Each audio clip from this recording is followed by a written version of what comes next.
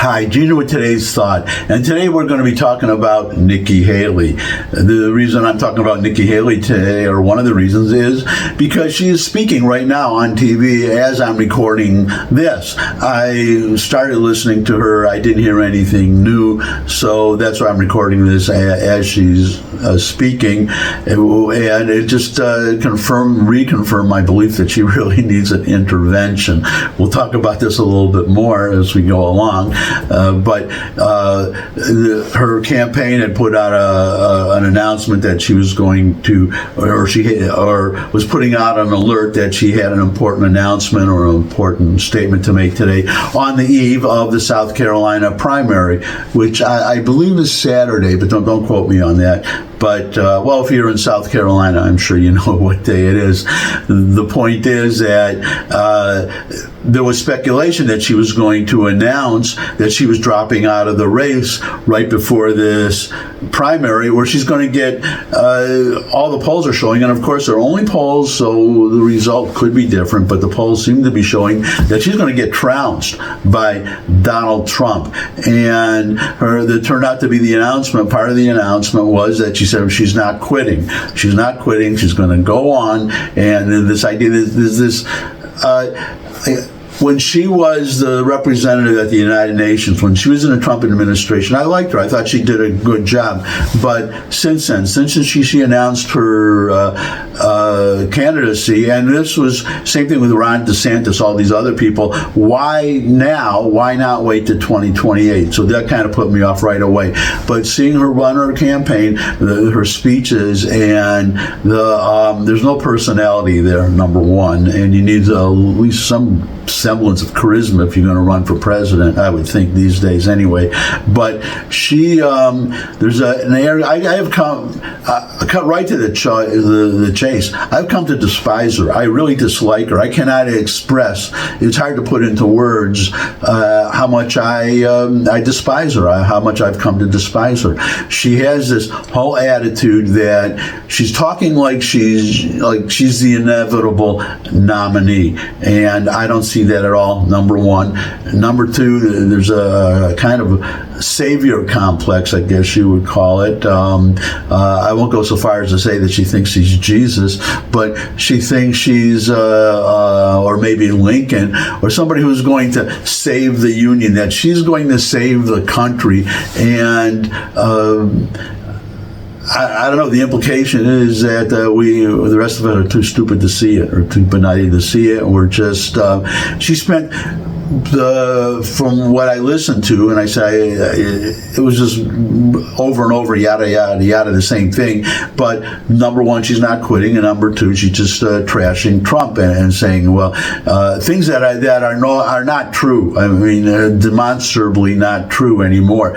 She said there was a time when maybe she could have said that Trump was the only Republican that Biden could beat, but she is another Republican that Biden could beat. She does not do any better in the polls than Trump does, and Trump actually is leading now in the most recent polls, all of them except I think one where Biden is leading by one, and one where they're tied. And in fairness, there was earlier polls when Trump was leading by 5 or 6, and in the betting averages, average betting averages, he was 19 points or almost 19 points ahead, and now he's about 15 and a half points. So that gap has narrowed a little bit. So that's fair. That's fair. But she does not do any better than he does. And there's this arrogance that comes through that really bothers me. It really bothers me. And then some of these criticisms that, well, the one she was making, the last one I heard was this thing that Trump said that the members of NATO, they're supposed to pay 2% of their budgets or of their GDP to to NATO, and some of the members aren't doing that. And Trump was asked in an interview recently, well, if these countries, these deadbeat countries, don't pay their 2%, would you protect them? And he said no. He said no, I won't protect them. And she criticized him for that. Said, well, World War III. Well, I don't think she said World War III. Let's scratch that. But that Trump was emboldening the Russians and the Chinese, and when the Chinese wouldn't have anything to do with NATO, really, it would be the Russians. And the point is, well, if you don't have that threat there, then why should they pay anything? What is the point if we're going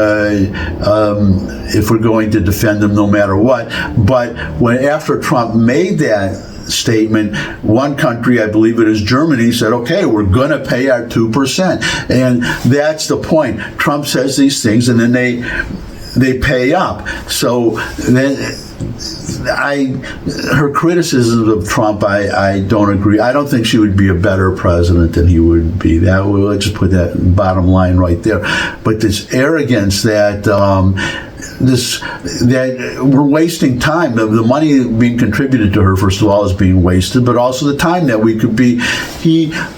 If Trump becomes a presumptive nominee today, which he will be pretty soon, because after South Carolina, we have Super Tuesday coming up in March, and then there comes a point. Well, what really bothers me is one of the things that bothers me the most. I put up this as the thumbnail for this tweet that she put out, or that somebody in her staff should be fired, maybe some intern or someone. It was 12 fellas down, 1 to go. 12 fellas down, 1 to go. And the idea was that one of the problems, she's getting mocked for that because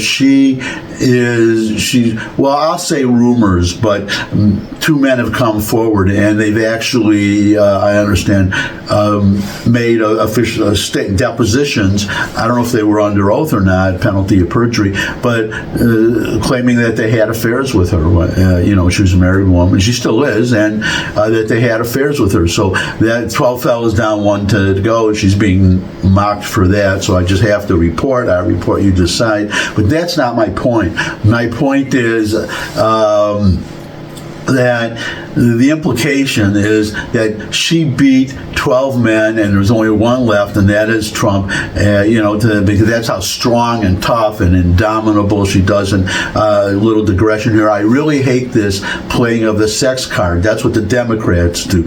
And she's done this a couple of times, at least, that I've heard that. Well, I'm a woman, so you should basically vote for me because I'm a woman. And we need a woman to be president because a woman will sort things out where a man couldn't, and so on. And really, I'm a man, you may have noticed, and not transgender. I'm a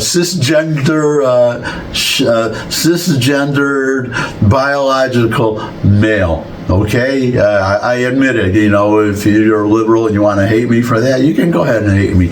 But the implication is that she beat these men, and she didn't. What happened was, and this is the point I'm getting to, the main point is that Trump, when all those 12 men were in the race, they were all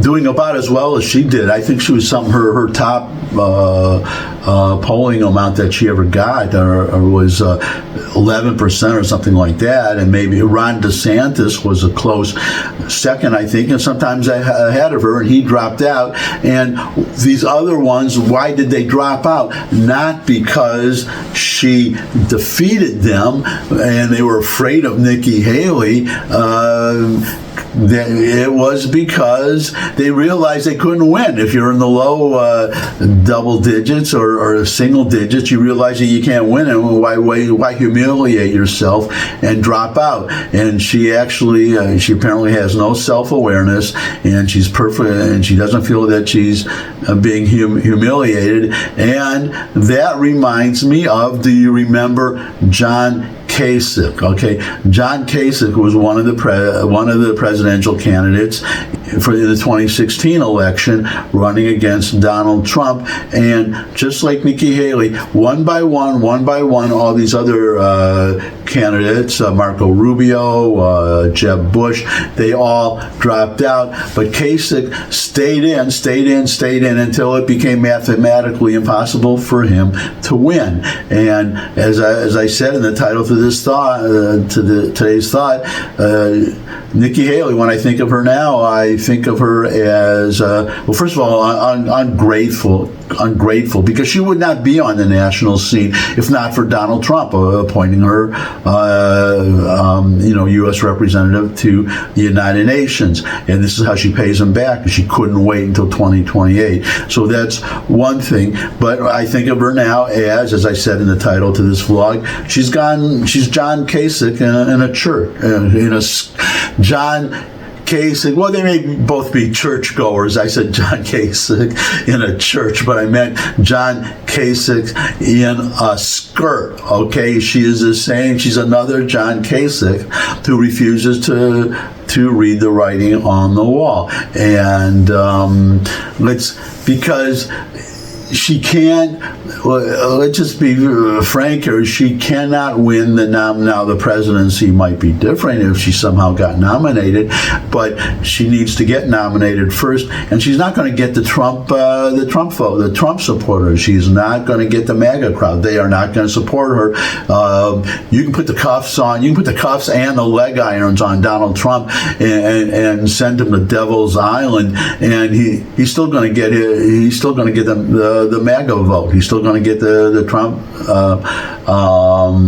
supporters, and that includes me. I wouldn't call myself quite MAGA, but I definitely, what they are doing to him with all these court cases, these bogus court cases, they are. I can't let them get it. No matter what I think of Trump, I cannot let them the Democrats get away with it. I cannot let them get away with it, and that is reason enough alone for me to support Trump.